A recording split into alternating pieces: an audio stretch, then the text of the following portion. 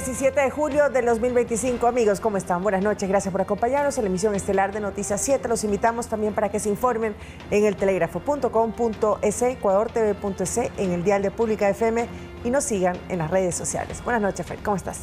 ¿Qué tal, Meche? ¿Cómo andás? Un fuerte abrazo para ti y para todos. Gracias por acompañarnos esta noche acá en el Noticiero Estelar.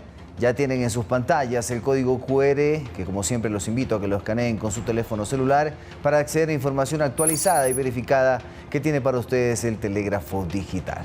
Aquí arrancamos con la información, acompáñenos.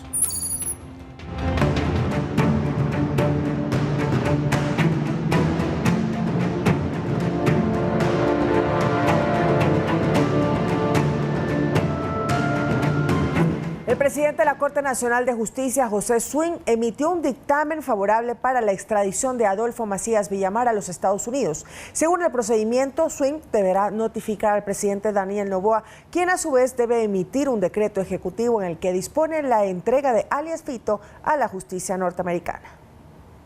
Una vez que Estados Unidos remitió al presidente de la Corte Nacional de Justicia el documento de garantías para la extradición de Adolfo Macías Villamar, entre ellas no ser torturado ni expuesto a tratos crueles o sentenciado a pena de muerte, el doctor José Swing emitió su sentencia favorable para seguir con el proceso de entrega del narcotraficante más buscado del Ecuador, después de que alias Fito aceptara ser trasladado. Este documento no vinculante deberá ser remitido a la Presidencia de la República para que el primer mandatario, Daniel Noboa, tenga la última palabra. El presidente de la República tiene que emitir un decreto ejecutivo que facilite la extradición, el proceso de extradición. Una vez emitido el decreto, la entrega de alias Fito se realizará en el aeropuerto. Un avión norteamericano lo llevará a suelo estadounidense para que un fiscal de la Corte de Brooklyn lo juzgue por 7 cargos como tráfico de cocaína a gran escala, venta y tráfico de armas y otros delitos. Se conoce además que su abogado, Alexei Swatch, ya habría negociado un acuerdo con la justicia para que Fito entregue toda la información a cambio de la reducción de su sentencia. Fito sí puede enfrentar en Nueva York una condena a cadena perpetua.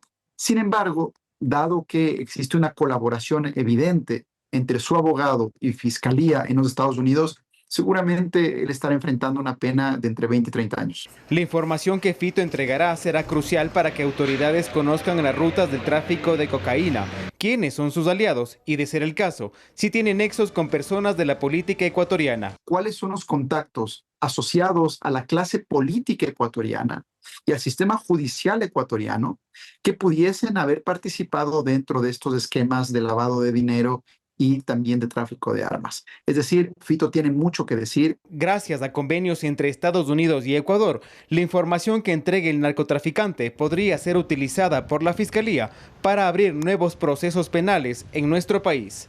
Edison Saavedra, Noticias 7.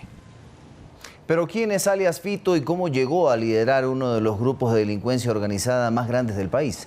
A continuación, la biografía del capo del narcotráfico ecuatoriano. Adolfo Macías Villamar, de 45 años, es el narcoterrorista más buscado del país porque comanda a la estructura criminal de los choneros. En 1990 habría ingresado a la banda, donde escaló posiciones hasta ser mano derecha de alias Rasquiña, líder criminal que fue asesinado en 2020 al interior de un centro comercial. Luego de eso, Fito y alias Junior asumieron el control de los choneros y habrían expandido sus actividades ilícitas al supuestamente vincularse con carteles mexicanos. También manejaron el sistema penitenciario y libraron una sangrienta batalla contra otros grupos criminales dentro de las cárceles. Sin embargo, en 2023, alias Junior fue asesinado en Colombia y Fito quedó como el número 1 de su agrupación. Con el tiempo lo consideraron el cabecilla con mayor frialdad y poder del país. En su historial delictivo constan 14 procesos judiciales abiertos, mientras que en 2011 fue sentenciado a 34 años de cárcel por delincuencia organizada, narcotráfico y asesinato. Además, el próximo 23 de julio está convocada una audiencia preparatoria de juicio por su presunta fuga de la penitenciaría del Litoral, y por esta pena podrían aumentarle 3 años más de prisión. Por segunda ocasión en su vida ha sido recapturado tras escapar de su celda. Y hace un mes, más de 47 propiedades suyas fueron incautadas, las cuales suman un monto aproximado de $13 millones, y 6 familiares cercanos, entre ellos uno de sus hermanos, fueron detenidos. Fito, como se lo apoda desde que era un niño, se convirtió en una figura temida dentro del AMPA, pero también, según un informe pericial realizado en 2021, su perfil psicológico es de un privado de libertad que ya no tiene posibilidades de reinsertarse en la sociedad. Lautaro Andrade Castro, Noticias 7. La Fiscalía General del Estado solicitó la revocatoria de la sentencia que declaró la caducidad del proceso seguido contra Samara R., viuda de Jorge Luis Zambrano, alias Rasquiña, ex líder de los Choneros, asesinado en diciembre del 2020. La Corte Provincial del Guayas declaró prescrita la causa al considerar que el proceso inició en abril del 2020 y que hasta la fecha han pasado 5 años y 2 meses. Recordemos que Samara R. fue sentenciada en ausencia a 5 años de prisión por asociación ilícita en octubre del 2024. Sin embargo, los magistrados, al no ejecutarse la sentencia, pues no estaba en el país, consideraron que aplicaba la caducidad del proceso.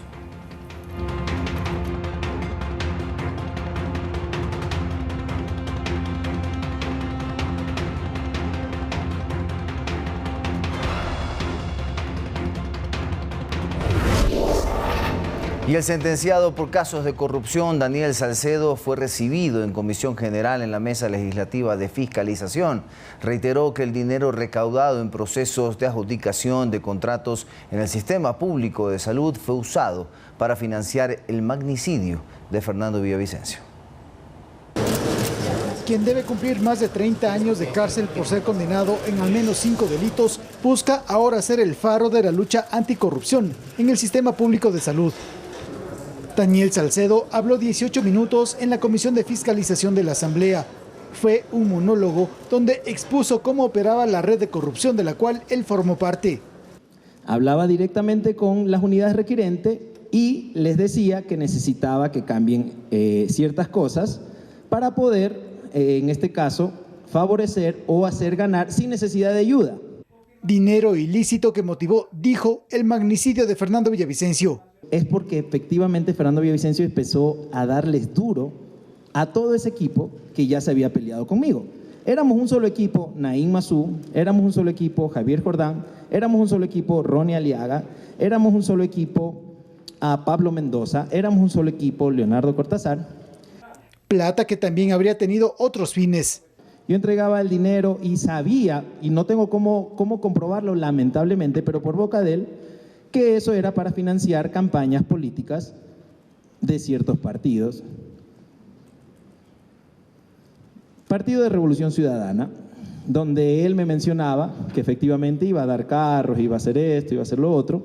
El condenado Daniel Salcedo se comprometió a entregar en un plazo de 10 días toda la documentación que posee respecto a determinar dónde cortar de raíz la corrupción en los hospitales públicos. Y yo ponía que esta agua tenga 3 gotitas de limón.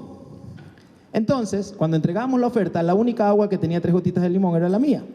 Por lo tanto, no necesitaba la comisión técnica, simplemente que se rijan a los términos de referencia y automáticamente ganaba. La Comisión General y la sesión de la Mesa Legislativa de Fiscalización fue clausurada inmediatamente después de su intervención. En los legisladores presentes quedaron más dudas que certezas. El dinero que se recaudó para el asesinato de Fernando Villavicencio ha salido de una cuenta y una caja común que ellos han tenido y que inclusive esa caja común también está cotizando para su cabeza. En efecto, dio algunos nombres que son bastante interesantes y de los que nos habría gustado preguntarle, porque algunos de esos nombres que él da sí nos llaman la atención.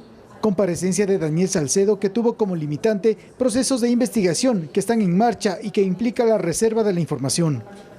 Nosotros aquí estamos enmarcados en el control político de las entidades que así la Constitución nos ordena.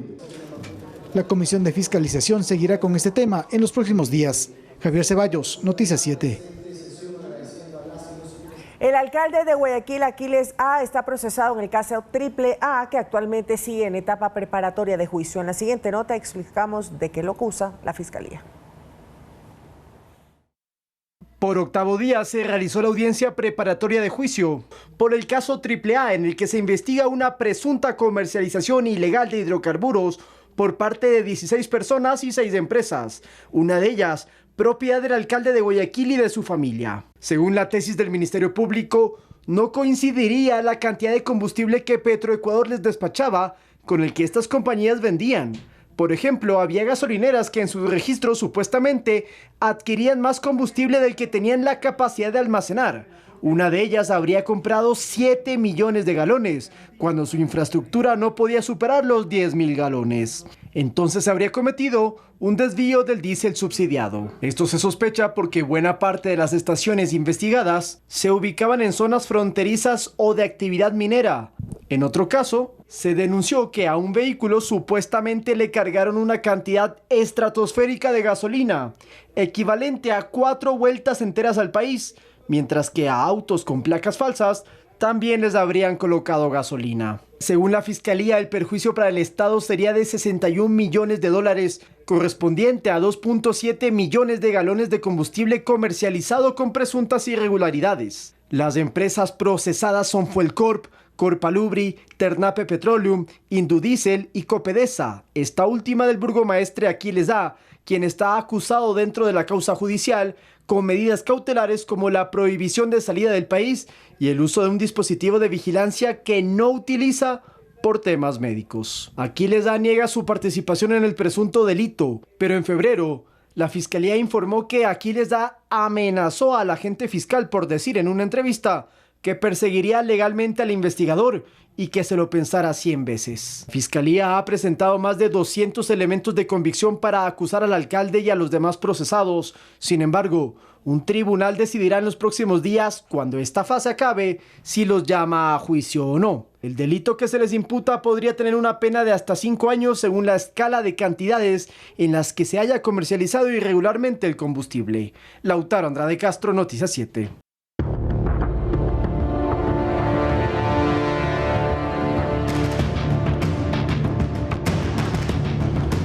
Crisis en la Revolución Ciudadana. La presidenta del partido, Luisa González, confirmó que podría haber más bajas dentro de la bancada correísta en los próximos días y aseguró se quedarán los que deban estar.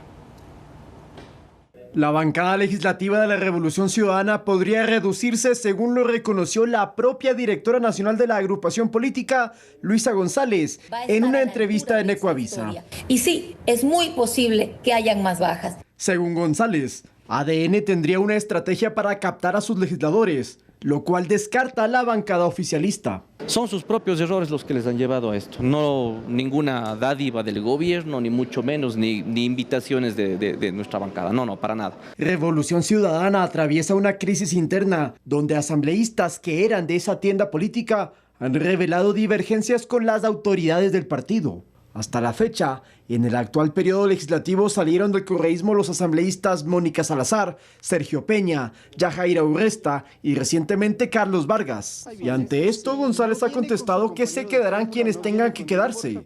Para el analista político Esteban Ron, esas declaraciones podrían considerarse como una postura de radicalización. Pero eso es un discurso, ¿sí?, de renovación que no es pragmático. Porque así es como empiezan a cerrarse los ciclos políticos, estos bucles, ¿no? Que en el cual tienes un éxito y empieza a cerrarse el ciclo político. Desde su opinión, la Revolución Ciudadana estaría convirtiéndose en una organización política basada en fidelidades y en la que declaraciones públicas de Rafael Correa sobre sus detractores, incluso contra exmilitantes, tampoco sumarían. El expresidente Correa, en primer lugar, está llamando a una radicalización exacerbada que yo no veo que le vaya a traer ningún resultado favorable, ¿sí? Esta radicalización es también sobre la base de las fidelidades. De hecho, el propio Rafael Correa ha dicho que su representante por poco y en Ecuador es Luisa González, pero ella no logra calar en el electorado ni siquiera duro de la Revolución Ciudadana al 100%. En los últimos días también se han escuchado voces de figuras del correísmo que se desligan de Rafael Correa, como el caso de Gabriela Rivadeneira o la prefecta del Guayas, Marcela Aguiñaga. Mientras que otras autoridades locales correístas han guardado silencio por la crisis, que ya podría ser calificada como histórica. Lautaro Andrade Castro, Noticias 7.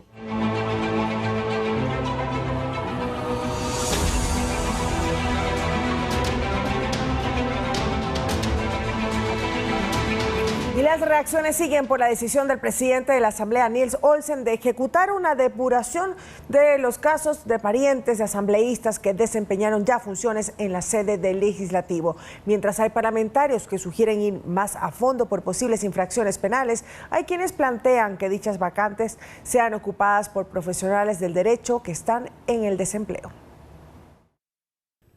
Este tema, lejos de terminar, sigue generando posturas y sugerencias. Diana Jacome, asambleísta de ADN, defendió la decisión del titular del Legislativo, Nils Olsen, de impulsar una reforma al artículo 7 del Reglamento de Talento Humano de la Asamblea, que permitió la desvinculación de más de 40 personas con grados de parentesco con legisladores en funciones. Nadie está sobre la ley, sea quien sea. Las acciones se han tomado y se han desvinculado a los ciudadanos que por ética debían renunciar de manera anticipada y no esperar ser notificados. Especificó que en anteriores administraciones del Legislativo jamás hubo interés por corregir este tipo de situaciones. Lastimosamente, en diciembre del 2024, ojo con esto, se reformó el reglamento. ¿Quién estaba presidiendo la Asamblea Nacional? ¿Por qué en diciembre del 2024, cuando ya hubo esta reforma, no se dieron cuenta de eso? Alfredo Serrano, del Partido Social Cristiano, es partidario de que esto no debe quedar ahí. Sospecha que de por medio habría el cometimiento de delitos. Por supuesto. Yo sí creo que aquí se ha cometido tráfico de influencias, yo creo que aquí se ha cometido también posiblemente perjurio y obviamente ha habido trámite, gestionar cargos públicos. Más allá de estos argumentos, también hay propuestas respecto a las vacantes que deberán llenarse por el personal desvinculado, así lo señaló Cecilia Baltasar, parlamentaria de Pachacutic. Obviamente aportar con sus conocimientos, pero también adquirir experiencias. Entonces creemos que hoy es el momento oportuno para hacer una convocatoria transparente y que la gente y que los jóvenes, los profesionales entren a trabajar en la Asamblea Nacional. Lo mismo queremos para otras instituciones públicas. Habrá que ver cómo y en qué manera sigue definiéndose este tema en la sede de la primera función del Estado. Javier Ceballos, Noticias 7.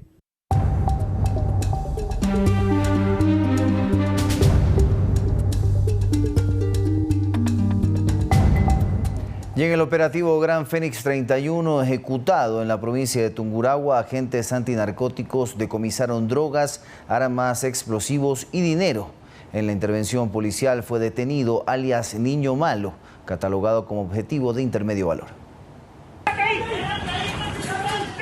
Por varios meses, agentes antinarcóticos investigaron a una supuesta red dedicada al tráfico y comercialización de drogas, así como transporte de armas de fuego, municiones y explosivos, que operaba en los cantones de Baños de Agua Santa y Ambato. Horas atrás realizaron 14 allanamientos, logrando la captura de 12 ciudadanos, entre transportistas, custodios, distribuidores y expendedores, supuestamente relacionados con un grupo delictivo organizado.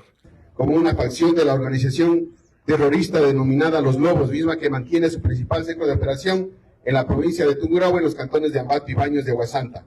Entre los detenidos, alias Niño Malo, considerado por la policía objetivo de intermedio valor y con antecedentes por tráfico de sustancias sujetas a fiscalización. Conforme las indagaciones, los aprehendidos almacenaban el alcaloide en inmuebles arrendados para luego movilizar la droga en el doble fondo de vehículos de carga liviana para la entrega a quienes se dedicaban a comercializar la droga, el menudeo. Siendo estas actividades dirigidas por el ciudadano de la Cruz C, conocido con el alias de Niño Malo.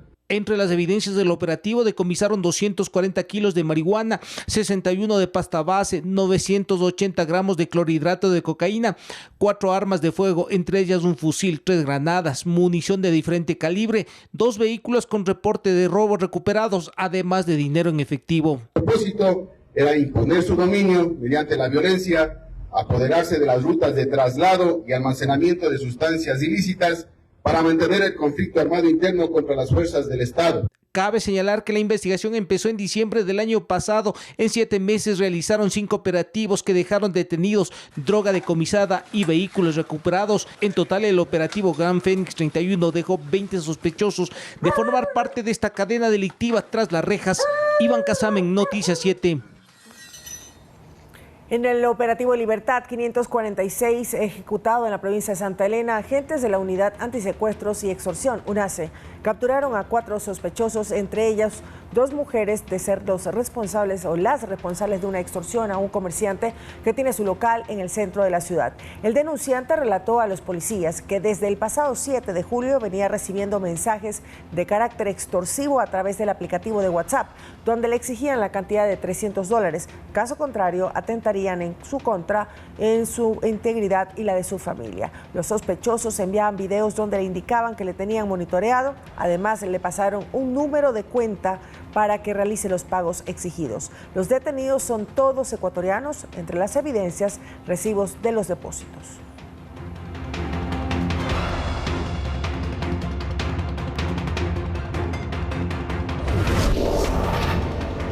Y atención, porque en otros temas el Ministerio de Energía confirmó la salida de Fabián Calero como viceministro de Electricidad.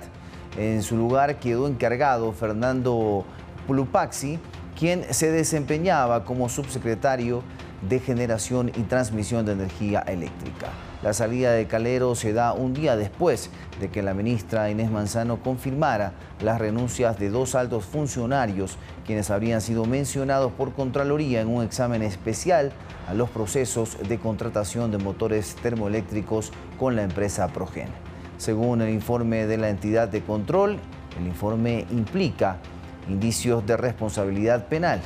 Recordemos que SELEC firmó 2 contratos con Progen para incorporar 150 megavatios a las subestaciones de Salitral y Quevedo, pero 8 meses después la empresa no ha cumplido con el acuerdo por el cual SELEC ya pagó más de $70 millones. Nosotros hacemos una pausa. Cuando regresemos tenemos más información para ustedes.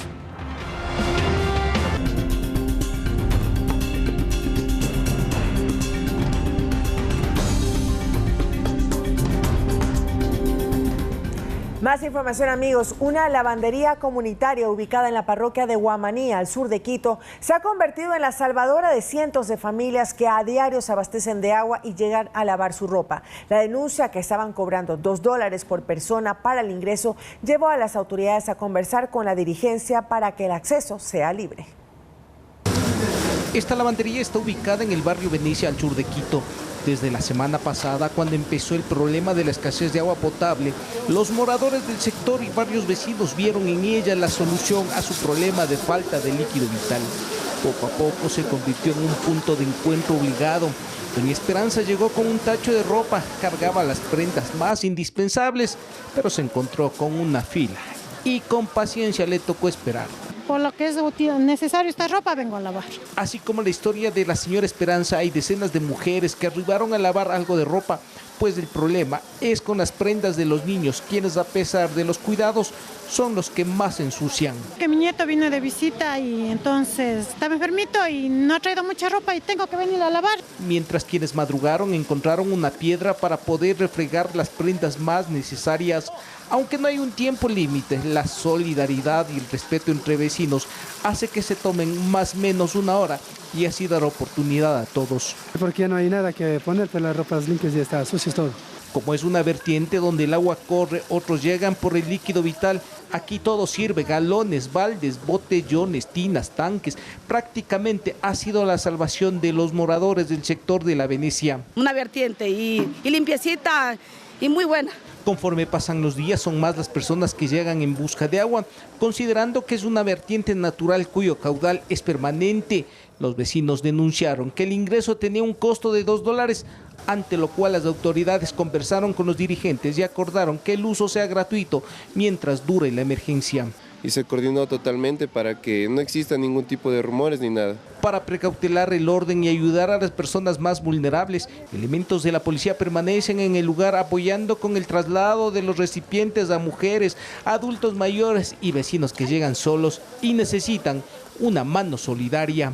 Iván Casamen, Noticias 7. Y según el municipio de Quito, el fin de semana se restablecería el servicio de agua potable en las 6 parroquias del sur de Quito. Sin embargo, la ministra de Ambiente, María Luisa Cruz, dijo que en el caso de que esto no se concrete, no descartan la instalación de nuevas plantas potabilizadoras de agua en puntos claves donde se está recogiendo el líquido vital.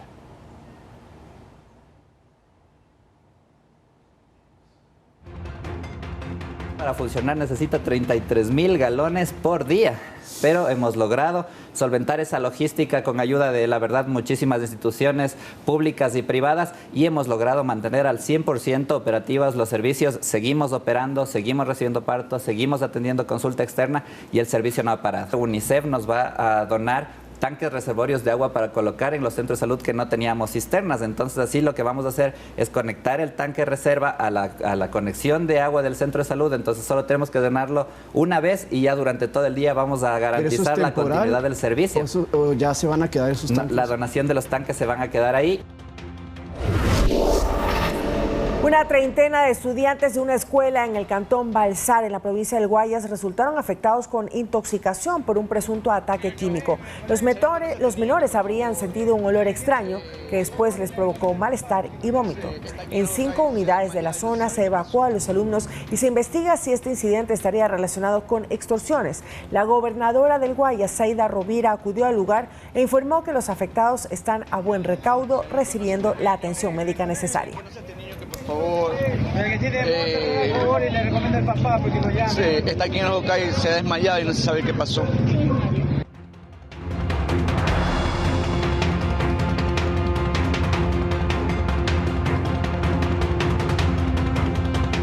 Dos personas que se movilizaban en moto fallecieron luego de ser impactadas por un vehículo conducido por un adolescente de 17 años.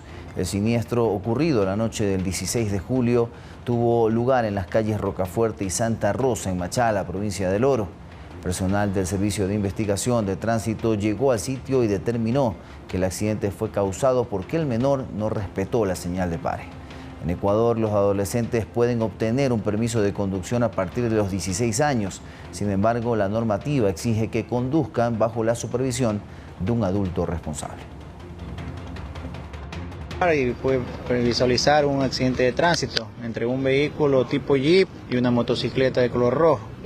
Sí, al momento se conoce que el conductor del vehículo se encuentra aislado ya que es menor de edad. Asimismo, los ocupantes de la motocicleta fallecieron en camino a las casas de salud. El gobierno realizó el lanzamiento del crédito Agrovioleta y jornadas formativas Soy Productivo a cargo de Banecuador. Estos préstamos están dirigidos a mujeres de 18 a 65 años registradas en la modalidad de agricultura familiar campesina. Además, el gobierno incorporó a casi 600 niños de la Amazonía a los centros de desarrollo infantil. El evento se realizó en la provincia del Napo. El presidente Daniel Noboa, acompañado de Eduardo Peña, presidente de Banecuador, oficialmente lanzaron una nueva línea de créditos denominado Agrovioleta, destinado a mujeres emprendedoras del campo. Por eso presentamos el crédito Agrovioleta y las jornadas formativas Soy Productivo, para generar más empleo e impulsar su inclusión financiera. Este crédito está dirigido a mujeres entre los 18 a 65 años de edad, registradas en la modalidad de agricultura familiar campesina del Ministerio de Agricultura y Ganadería, residentes en zonas rurales de todo el territorio nacional. Con el crédito Agrovioleta hemos logrado colocar más de 34 millones de dólares en 9.031 operaciones, apoyando a mujeres que producen y que innovan, que sostienen a sus familias con esfuerzo y con dedicación. Esta iniciativa se suma a otras impulsadas por Banecuador, como el crédito Violeta, que ha colocado más de 34 millones de dólares, y el crédito Super Mujer Rural, que durante este gobierno han canalizado más de 30 millones en alrededor de 10.800 operaciones. Durante nuestra gestión a nivel nacional, Banecuador ha colocado más de 836 millones de dólares en más de 161.000 créditos, apoyando a los emprendedores del país. Porque ustedes merecen crédito, educación, asistencia técnica y una banca con rostro humano, una banca rural, inclusiva y con rostro de mujer. El programa también incluye jornadas de capacitación denominadas Soy Productivo, donde ya se han logrado formar a más de 329.000 personas con educación financiera, administración de empresa, entre otros. Más tarde, el primer mandatario se reunió con más de 580 niños y niñas del TENA, que son incorporados a los centros de desarrollo infantil del gobierno. Entre el 2024 y el 2025, cerca de 30.000 niños y niñas de la Sierra y Amazonía ya están listos para dar ese siguiente paso en su educación y 581 de ellos están aquí en TENA. Estamos haciendo justicia con la infancia olvidada de nuestros niños de la Amazonía. Edison Saavedra, Noticias 7. Y el Instituto Nacional de Meteorología e Hidrología, INAMI, informó que entre el jueves 17 y el domingo 20 de julio se prevé un nuevo incremento de precipitaciones, especialmente en las regiones interandina y amazónica. En la región interandina, particularmente en zonas de la Cordillera Oriental Centro, se esperan lluvias de alta intensidad y persistencia. El INAMI también alerta sobre posibles crecidas de ríos y deslizamientos en áreas con mayor saturación del suelo. Las precipitaciones alcanzarían su punto máximo de intensidad entre los días 18 y 19 de julio.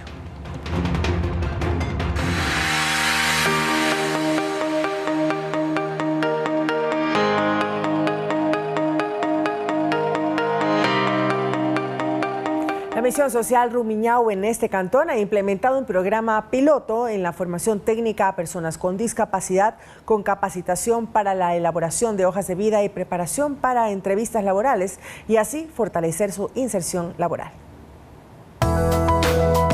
Como estrategia para fortalecer la inclusión, Misión Social Rumiñahui capacitó y formó a jóvenes y adultos con discapacidad en la creación de hojas de vida, enseñándoles desde qué información es relevante para los puestos de trabajo a los que están aplicando. ¿Qué hemos hecho acá en esta ruta de la inclusión? Integrar alianzas importantes que han generado, como por ejemplo, el que podamos capacitar desde cómo se hace una hoja de vida, un currículum, cómo nos presentamos para una primera entrevista, cómo nos lo creemos que podemos ser capaces de ser parte de esa rueda que mueve el mercado laboral desde la productividad. Fundación Reit Ecuador y Fundación 11 llevaron a cabo la iniciativa que es pionera en el país. Con la formación de personas con discapacidad, luego el proceso de inserción y tener un sí de las empresas, solo nos demuestra que lo que hace falta es voluntad, el convencernos de que hay cómo. En este espacio destacaron varias historias de vida de personas con diferentes tipos de discapacidad, quienes gracias a este proceso han logrado avances concretos en su proceso de empoderamiento, confianza y autoafirmación. El talento sea lo primero que se ve y no la discapacidad. Para Alejandra Vallejo, secretaria de Misión Social Rumiñahui, esta alianza ha sido fundamental para continuar trabajo en programas de inclusión. Esto nos deja una experiencia enriquecedora en la cual nos permite ver los talentos de las personas con discapacidad. Nosotros tenemos en este proyecto cerca de 325 personas y también articulamos con la comunidad sorda. Si usted desea conocer de mejor manera los programas que tiene Misión Social Rumiñahui, puede hacerlo a través de su página web www.misionrumiñahui.gov.es. Una de las 5 escuelas de la Ruta Escondida del Distrito Metropolitano de Quito recibieron kits de alimento y deporte de parte del Ministerio de Educación y sus aliados. Desde la comunidad de Playa Rica se compartió una mañana de juegos, teatro y danza. Veamos. Entre caritas pintadas, rompecabezas y lápices de colores, los estudiantes de 5 escuelitas rurales del Distrito Metropolitano de Quito recibieron a las autoridades del Ministerio de Educación, quienes llegaron para hacer la entrega de kits deportivos y alimenticios. Esto gracias a las alianzas interinstitucionales que tienen, con las cuales quieren fortalecer el sistema educativo y disminuir la diserción escolar. Los estudiantes, docentes y padres jugaron entre ellos, haciendo unos circuitos diseñados para incorporar el cuerpo y el razonamiento. A través de estas experiencias, los niños aprenden a utilizar todos sus sentidos. Sí, está bien, importante para ellos porque se divierten, se despejan la mente y están muy contentos, muy felices. Yo tengo 5 hijos estudiando y no, hasta que ahorita tengo los últimos 2 que están en tercero bachillerato y no ha habido eso. A través de estas experiencias, los niños aprenden a utilizar todos sus sentidos y de esta forma lograr cumplir los retos. Son 140 niños y niñas que estudian en este sector rural de Nanegal y Nanegalito, en 5 unidades educativas, quienes, además, disfrutaron de la puesta en escena del proyecto artístico de la unidad educativa Cumbayá, llamado El Tren de los Sueños.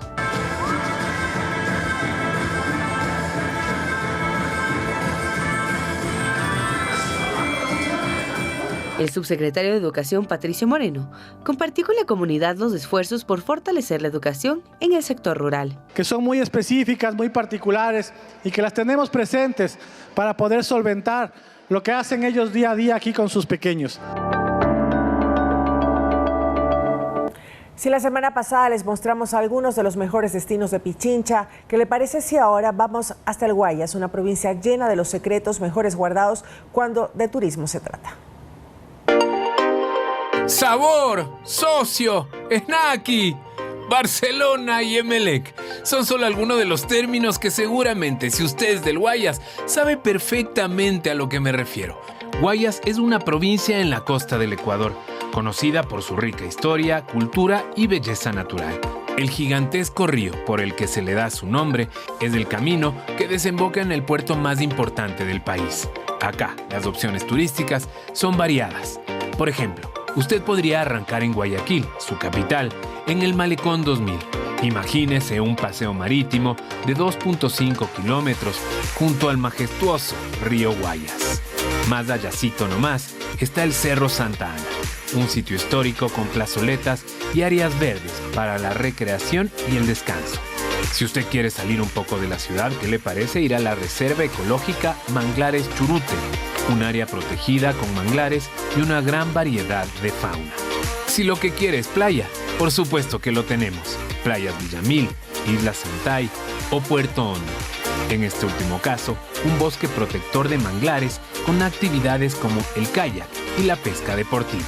Para terminar el paseo, no podemos dejar de lado a las cascadas Piedra Blanca, un destino para amantes de la aventura, con actividades como el rappel, parapente y trekking. Esa es una pequeñísima parte del Guayas. Y si la semana anterior le presentamos Pichincha, hoy el Guayas, para la próxima le prometemos Manabí.